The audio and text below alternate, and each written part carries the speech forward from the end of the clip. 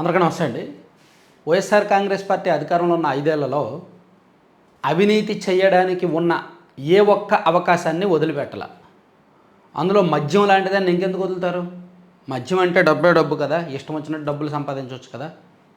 So మద్యంలో already డిస్టిలరీల నుంచి commission తీసుకున్నారు. ఒక మద్యం కంపెనీ తయారు చేసే బ్రాండెడ్ మద్యాన్ని అమ్మాలి అంటే మీరు ఇంత ఇవ్వాలి, ఒక్కొక్క కేసుకి ఇంత ముడుపులు ఇవ్వాలని ఆల్రెడీ ఒక్కొక్క కేసు మీద 150 రూపాయల నుంచి 900 వరకు ముడుపులు తీసుకున్నారు. ఇలా 3570 కోట్లు కొల్లగొట్టారనేది ఒక అవినీతి బయటకు వచ్చింది. దాని మీద అరెస్టులు జరిగాయి, కొంతమంది బెయిల్ మీద బయటకు వచ్చారు. రాజకేశ్వర రెడ్డి గారు ఇప్పటికీ జైల్లో ఉన్నారు.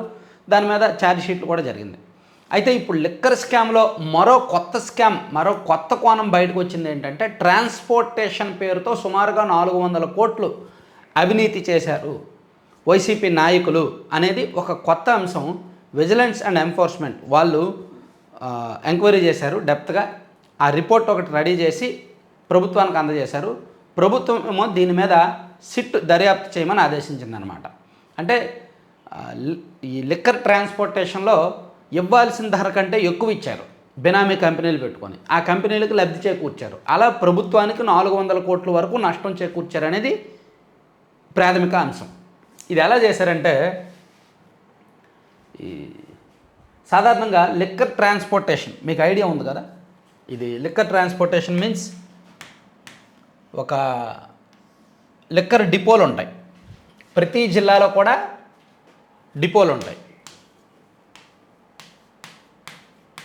డిపోల నుండి షాప్స్ ఉంటాయి, గవర్నమెంట్ షాప్స్ ఉంటాయి కదా.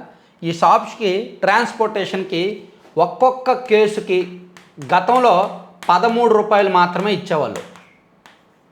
ఒక కేసు రవాణాకు 13 రూపాయలు అంటే 100 కేసులు వెళ్తే 1300 రూపాయలు ఇస్తారు అంతే. దీనికోసం ఆ జిల్లాల్లో ఆ డిపోల వారీగా కాంట్రాక్టులు ఇచ్చేవాళ్ళు. ఆ జిల్లాలో జాయింట్ కలెక్టర్ నేతృత్వంలో ఒక కమిటీ ఉండేది. ఎక్సైజ్ సూపరింటెండెంట్, జాయింట్ కలెక్టరు వీళ్ళందరూ నేతృత్వంలో ఒక కమిటీ ఉండి టెండర్లు ఆహ్వానించి ఎవరైతే లిక్కర్ ట్రాన్స్పోర్టేషన్కి కాంట్రాక్ట్ టెండర్ దక్కించుకుంటారో వాళ్ళకి మ్యాక్సిమం 13 రూపాయలు ఇచ్చేవాళ్ళు ఒక కేసుకి. వాళ్ళు ఎన్ని కేసులు అలా రవాణా చేస్తే ఆ 13. కానీ 2020లో ఈ లిక్కర్ ట్రాన్స్పోర్టేషన్లో కూడా వీళ్ళు అవినీతి చేయొచ్చని గ్రహించి ఈ 13 రూపాయలు కాస్త 34 రూపాయలకు పెంచారు. అంటే ఒక్కొక్క కేసుకి 34 రూపాయలు ఎక్స్ట్రా 21 రూపాయలు చేశారు. పోనీ ఎక్స్ట్రా చేసిన వాళ్ళు ఏమైనా ఈ అదనపు లబ్ధిని ఓపెన్గా టెండర్లు పిలిచారా? పిలవలా. రాష్ట్రం మొత్తం ఒకే కంపెనీకి ఇచ్చారు. ఇదిగో రాజకేశ్వర రెడ్డి గారికి సంబంధించి కిరణ్ కుమార్ రెడ్డి గారు, తూతేకుల ఈశ్వర కిరణ్ కుమార్ రెడ్డి అనే ఒక వ్యక్తి ఉన్నారు. రాజకేశ్వర రెడ్డికి అత్యంత సన్నిహితుడు.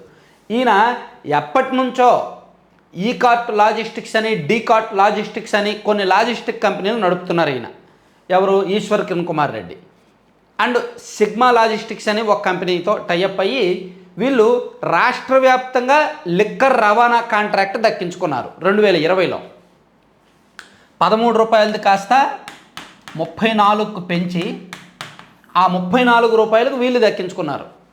అంటే అప్పటికే ఒక్కొక్క కేసు మీద 21 రూపాయలు అదనంగా లబ్ధి వచ్చినట్టు. రాష్ట్ర వ్యాప్తంగా వీళ్ళు కాంట్రాక్ట్ తీసుకొని సబ్ కాంట్రాక్ట్లు ఇచ్చేశారు ఏరియా వైజ్. ఉత్తరాంధ్ర జిల్లాలకేమో మధ్య శ్రీనివాసరావు గారంట, బొత్స సత్యనారాయణ గారి మేనలుడు, ప్రస్తుత జడ్పీ చైర్మన్. ఆయన ఆధ్వర్యంలో ఒక కంపెనీ ఏదో రన్ అయ్యేదంట. ఆయన ఉత్తరాంధ్ర జిల్లాలకు డిపోల నుంచి షాపులకు మద్యం సరఫరా ఆయన అంట చేసేది. అండ్ గోదావరి జిల్లాలకేమో కారుమూరు సునీల్ గారి కంపెనీ అంట. కారుమూరు నాగేశ్వరరావు గారి కుమారుడు ఏలూరు ఎంపీగా పోటీ చేసి ఓడిపోయారు కదా, ఆయన నేతృత్వంలో ఒక కంపెనీ ఉండేదంట. ఆ కంపెనీ గోదావరి జిల్లాల్లో మద్యం డిపోల నుంచి దుకాణాలకు సరఫరా చేసేవాళ్ళంట. ఇక గుంటూరు జిల్లా మొత్తానికేమో అంబటి రాంబాబు గారి కంపెనీ అంట. అంబటి రాంబాబు గారు కూడా ఒక బినామీగా ఒక కంపెనీ ఏర్పాటు చేసుకొని ఆయన చెప్పిన వాళ్ళకి ఇచ్చి దాని నుంచి ఆయన లబ్ధి పొందాడు.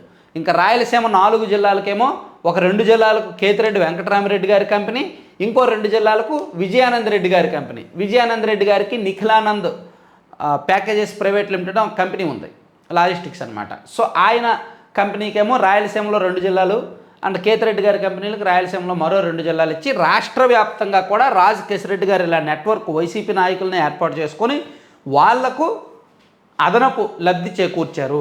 దీనివలన ఈ ఓవరాల్ స్కామ్ వలన 400 కోట్లు ప్రభుత్వ ఖజానాకు గండి పడింది, ఈ 400 కోట్లు కొల్లగొట్టారు అనేది సిట్ అంటే ఇది విజిలెన్స్ అండ్ ఎన్ఫోర్స్మెంట్ వాళ్ళు ప్రాథమికంగా నివేదించిన అంశం అన్నమాట. ఇది ఏదైతే లిక్కర్ స్కామ్ దర్యాప్తు చేశారో ఈ విజయవాడ కమిషనర్ రాజశేఖర్ బాబు గారి నేతృత్వంలో ఒక సిట్ ఉంది కదా, వాళ్ళకే దీన్ని కూడా దర్యాప్తు చేయమని అప్పచెప్పారు.